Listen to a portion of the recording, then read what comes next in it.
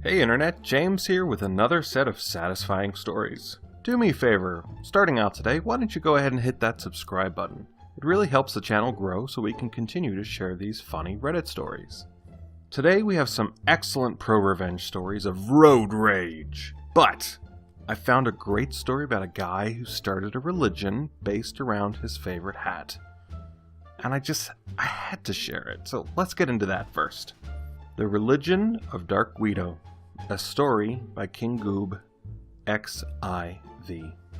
This happened a few years ago when I worked at a big office supply store, think Staples or Office Max, Best Buy, Target-ish. For my department, we wore black slacks with a maroon polo. After spontaneously buying one of those Old Man Jenkins hats... Wait, what's that Old Man Jenkins hat? Hang on, Oh, okay. Alright.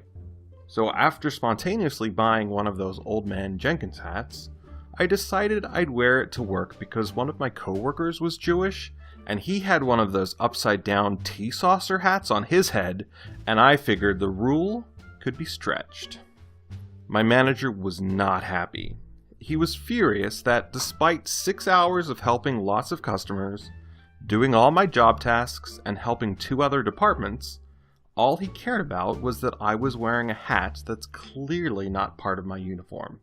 Normally, the managers let me goof off as long as I get my crap done, and I get a lot done. But he wouldn't stop being a little control freak about the hat. Then the big manager comes in one day. I overhear them talking about the other branches unionizing, and my manager was super scared because he had to keep us from joining or something. Idea time. I decide to rally everyone behind me and my hat. I go to the state, I register a new religion for a tax-exempt ID. I then file the religious rules and regulations regarding Purity Book with my town office, which specifically requires all followers to wear hats while working. My Jenkins hat.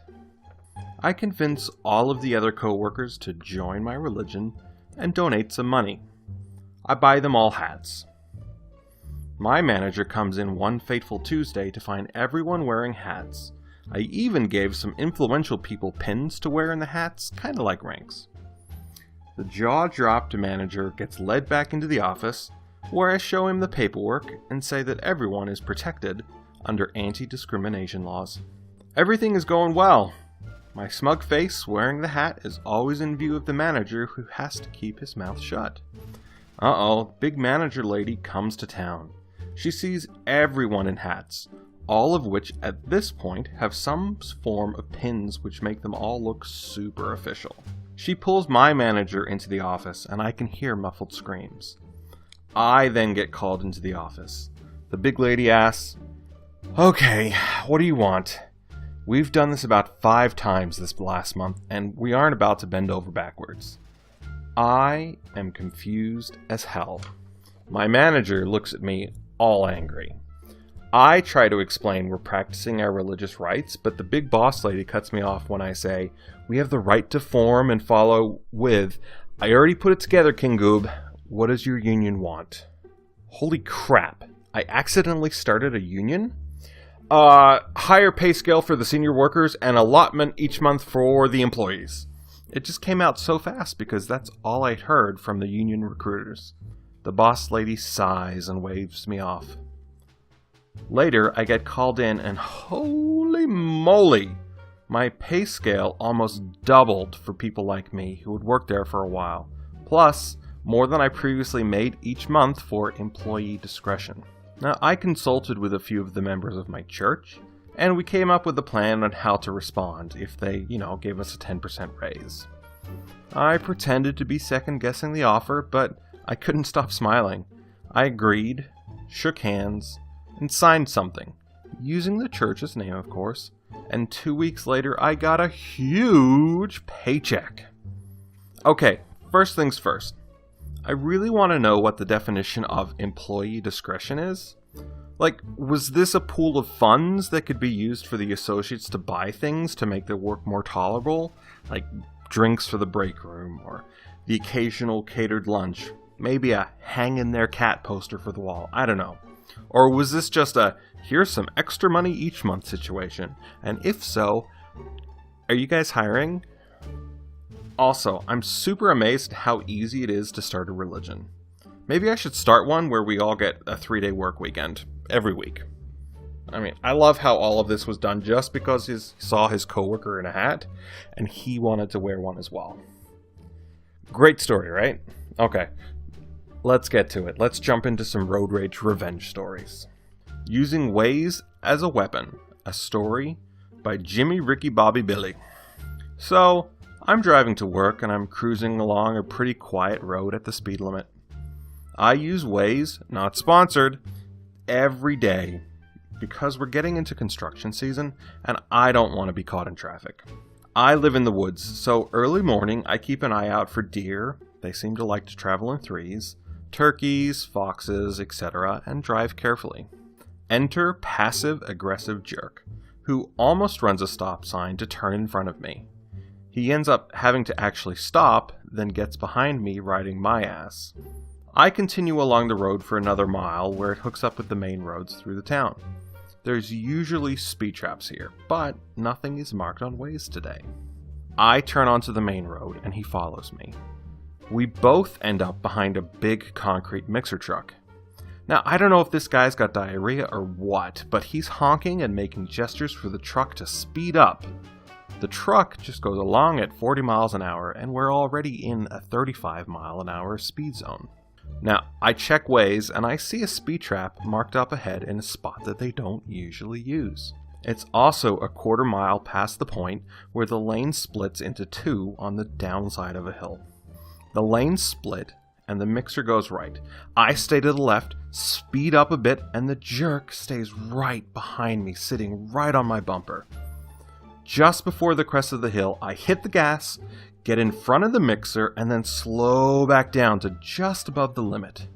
The jerk behind me guns it, laying on the horn, and gives the finger to the mixer and to me, and he flies by the police officer at 65 miles an hour just as I'm coming over the hill. The lights flip on, the sirens come on, and I haven't stopped laughing about it all morning. Gotta love Waze. Holy crap. Jimmy, Ricky, Bobby, Billy, great name by the way, successfully weaponized a navigation app. I love how cool and collected he was despite this jerk riding his bumper for miles. He saw his opportunity and he took it. This is one of the stories I found that I really wish had happened to me. I'd tell this one every opportunity that I could. Keep up the good work, my friend. Let's finish up today with our last road rage ProRevenge story. Driver makes me miss my doctor's appointment and attempts road rage. Gets the reverse Uno, pun intended. A story by P.W. Crash. So I live in a coastal town that's pretty rural, but we have one historic city about 10 minutes away. I work a lot, around 60 plus hours a week on average, and I had worked every day for the last month. Finally, I had 2 days off to get some things done. Now, I had an appointment with my eye doctor because I was getting some really bad headaches and was on my way. Now, my doctor had just changed location to a different part of the city, and I was very unfamiliar with this area. As such, I was driving a little slow and desperately trying to read street signs. The guy behind me in a Hyundai is tailgating me and is constantly honking at me to go faster. Now, we're on one of those busy city streets where you can't go more than 25 miles an hour anyway. Finally, I get to the turn that I need, and I go to turn and I hear the screech of brakes behind me. My heart skips a beat as I didn't realize he was that close, but I continue on my way. Only, he follows me. When I get to the next stop, he honks at me again and flips me off. I turn and he turns the same way. I get to the next stop sign and he does the same thing again. Now I'm thinking, I can't go to the appointment now. If I stop, he'd probably get out and do God knows what, so I just focused on trying to lose him. I look up in my mirror every now and again and I can see his plates are out of state. I also notice that his ride height is pretty damn low. I'm in a Jeep Wrangler, and this will be important later. With this information, I hatch a simple, foolproof plan. If it worked, I would lose him. And if it worked as perfectly as I wanted, he'd lose a lot more. I began driving to the outskirts of the city back towards the rural area. Of course, he keeps following me. After a few minutes, I turn down this particular one-way street and look up at the mirror to see if he followed me. To my delight, he did! See, this street eventually turns into a dirt road and has various rocks and potholes. All the locals know about it, as it's really only used by local farm trucks and thrill seekers who want to go mudding. But apparently, this little pissed off Bill was ignorant. This street is also way too narrow to turn around, but it comes out in another part of town. So now he was in for the ride, whether he liked it or not. As my Jeep effortlessly went over the first rock, I rolled down my window so I could hear the sweet sound of his nice car's body being ripped up from underneath. I slowly kept going and he slowly follows me, now not having a chance as his only option would be to reverse over the rock again. Ironically, that would have been his best option, as of course there's more and more rocks. He tries to avoid them the best he can to no avail. I can hear him cussing and screaming in the car and I just laugh maniacally and I hit the horn as I go over another rock. But I know the best is yet to come. The road curves up a hill and goes down in one spot, and at the bottom of this hill is a huge patch of mud. I laugh and give a very obnoxious "Yee-haw!" as my Jeep rolls down the hill and gracefully splashes through the mud like a car commercial. Meanwhile, pissed off Bill is slowly riding his brakes down the hill before putting the pedal down right before the mud. Bad idea. He made it about 5 feet before his tires started spinning. I could hear him screaming in anger and I just laughed my ass off before continuing on my way. I don't know what happened to him, but I figured he'd pay a hefty price for both the tow out of a difficult situation and the damage to the underneath of his car. I got a $50 fee for missing my appointment, but I wouldn't be surprised if he paid more than $1,000 to fix his car. Whew. Using local knowledge to destroy an out-of-state hothead is just beautiful. This guy must have had some serious anger issues if he continued to follow PW Crash for as long as he did. After so many miles, at what point do you just give it up as a lost cause? I guess if you're gonna road rage and try to hurt someone for your own poor driving skills, you get what you have coming to you. Karma is real, folks. Well, that's going to do it for us here today at Satisfying Stories. I hope you've enjoyed this video as much as I've enjoyed making it for you. I make videos every Monday and Friday, so hit that subscribe and notification bell so you know when the next video is available for you to enjoy. As always, thank you for watching, and I'll see you in the next video.